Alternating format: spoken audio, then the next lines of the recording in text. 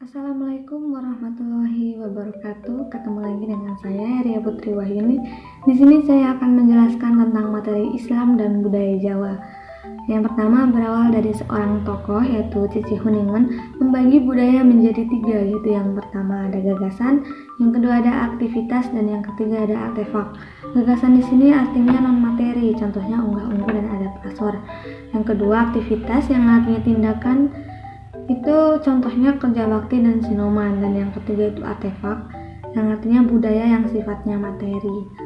Nah kemudian selanjutnya sebelum Islam masuk ke Pulau Jawa, sebelumnya itu ada agama yang bernama agama Kapitayan. Agama Kapitayan ini merupakan ajaran yang sesembahannya Sang Hyang Toyo dan tokoh mitologisnya itu adalah Semar. Nah ritualnya ini berupa memberikan sesajian seperti tumpeng, tampi atau kue, tuak, dan ayam. Nah, dan ritualnya ini dilakukan di sebuah sanggar. Sampai akhirnya setelah adanya agama Kapitayan ini sampai Hindu Buddha masuk dan adanya Wali Songo, setelah itu baru Islam masuk ke Pulau Jawa. Nah, kemudian ada tiga pandangan antara agama dan kebudayaan, yaitu yang pertama menurut Hegel, agama itu sumber kebudayaan, Al-Quran atau kitab suci itu produsen kebudayaan. Kemudian yang kedua menurut Peter Jan Piker, agama dan budaya tidak berhubungan. Agama itu keyakinan hidup rohani penduduknya, sementara budaya itu karya dari manusia. Kemudian yang ketiga, agama salah satu unsur kebudayaan menurut Edi Putra, yaitu seorang antropolog, bahwasanya manusia mempunyai akal pikiran dan digunakan manusia untuk menafsirkan berbagai gejala dan simbol agama. Nah, selanjutnya ada tiga pendapat hubungan Islam dan budaya, yaitu yang pertama yaitu taslih atau menerima. Islam sebagai agama menerima kebudayaan. Kemudian yang kedua taghyir, mengubah. Mengubah di sini artinya mengkonstruksi ulang yang tadinya melenceng dari ajaran agama Islam. Kemudian yang ketiga menolak. Contoh perilakunya itu seperti upacara ngaben. Upacara ngaben ini dahulu ada di Pulau Jawa, namun sekarang sudah dihapuskan dan dirubah menjadi prosesi kematian yang ada sekarang ini. Kemudian materi selanjutnya tentang universalisme kebudayaan Islam.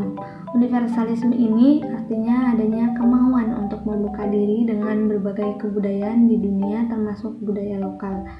Nah, universalisme Islam dalam konteks keindonesiaan berjalan sangat harmonis sehingga Islam dan budaya lokal tidak saling mengalahkan, melainkan berwujud pada nalar keagamaan dan berusaha mempertemukan jembatan antara agama dan kebudayaan.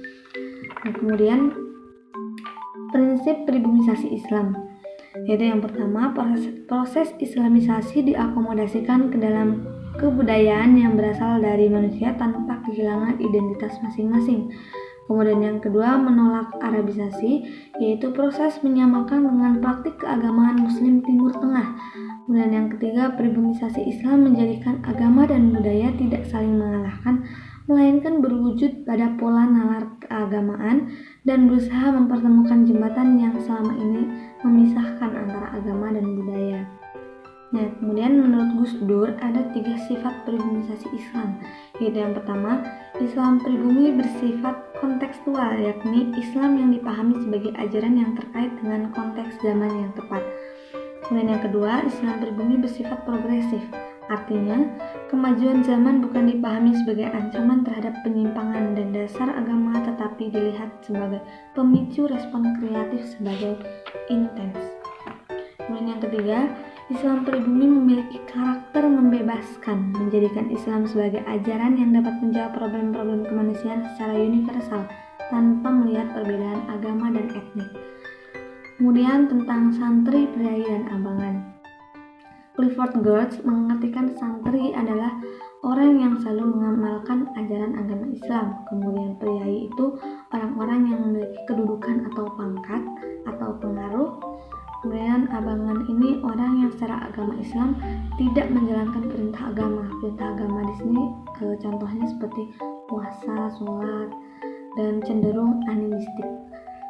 Nah, menurut Clifford Geertz, kelompok abangan ini berada di wilayah pertanian, golongan santri di perdagangan, dan golongan priai di pemerintah daerah atau pemerintah desa.